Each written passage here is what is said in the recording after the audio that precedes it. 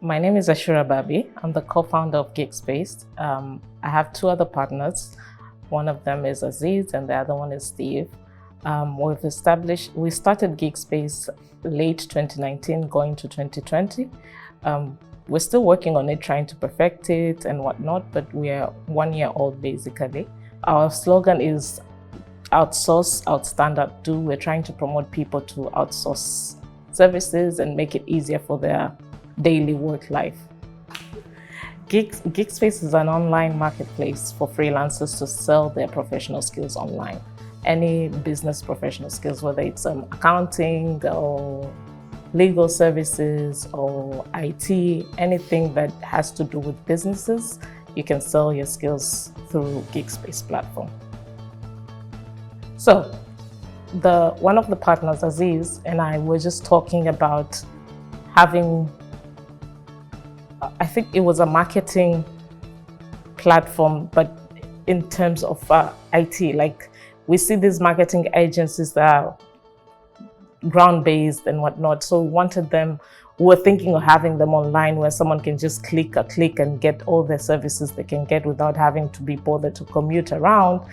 And then the idea just grew to everything else, not just marketing. And of course, we've seen it done somewhere else, other countries and whatnot. Like one of the partners, Steve, he's been researching about it and whatnot, and we thought of how we can bring it in Tanzania and localize it in terms of getting paid through M-Pesa and paying through mobile money instead of having all this PayPal and whatnot. So yeah, it's an idea that has been there, done somewhere else in the world. We just wanted to localize it. And we thought of, it was a lot of stories going back and forth.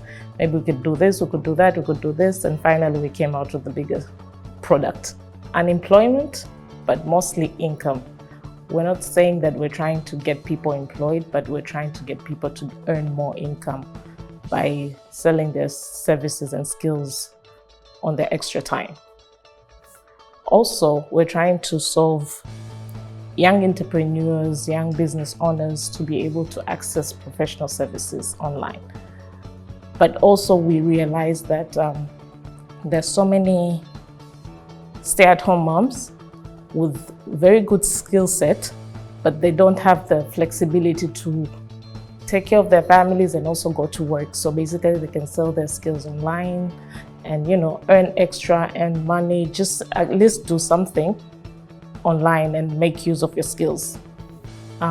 Basically nowadays, a lot of companies are downsizing. People would rather outsource services instead of employing people full-time. So we saw the opportunities for permanent employment is very little nowadays. So we thought maybe we could add up the platform where people can sell their services and people can outsource from. But again, it's more for the young businesses trying to have professional services, but they don't have the capability to employ people full-time and pay payees and SSF, they can't afford it. So they can actually outsource these services from the platform. When I first graduated, I started selling food. I was cooking. And then I realized that I didn't know how to make a logo. I don't know how to market social media and whatnot. And it was very challenging because now I can't afford to employ people full time. So that was one of the inspirations that we need young and small companies to be able to afford these services without having to employ people full time. So it's a platform where freelancers can display their skills, they can sell themselves on the platform. And when a customer comes, maybe they want a logo. The customer will first pay for the logo. The system will hold the money. And then when the freelancer delivers the work, it's when the system pays the freelancer.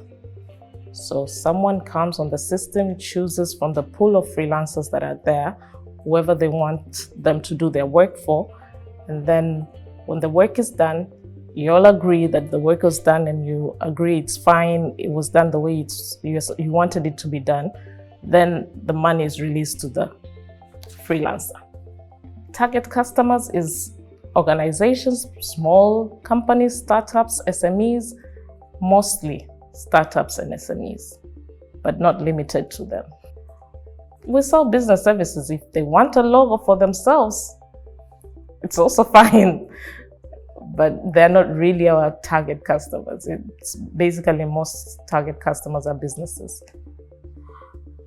If a client pays for services online, the system holds up the money, and then the freelancer delivers the work. If it happens that the client isn't satisfied with the work, it can either be cancelled and the money will be refunded to the client, or we'll check where is the dispute. Is it because the client is being unnecessarily, what should I say, disturbing, unnecessarily arrogant here? Or is it really the freelancer's fault? If it's really the freelancer's fault, then it's easy. The money can just be refunded to the client, and they can select another freelancer if they wish. Otherwise, if it's because they're just being arrogant and maybe they have even used the freelancer's work, but they just don't want to pay for it and trying to look for reasons for refund, we have to check before we can move forward. So far, we just use social media and all digital platforms. We have no marketing on traditional platform.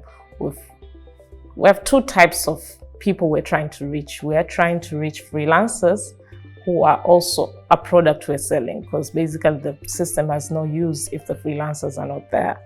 And we're trying to reach the customers who are going to buy the services from the freelancers.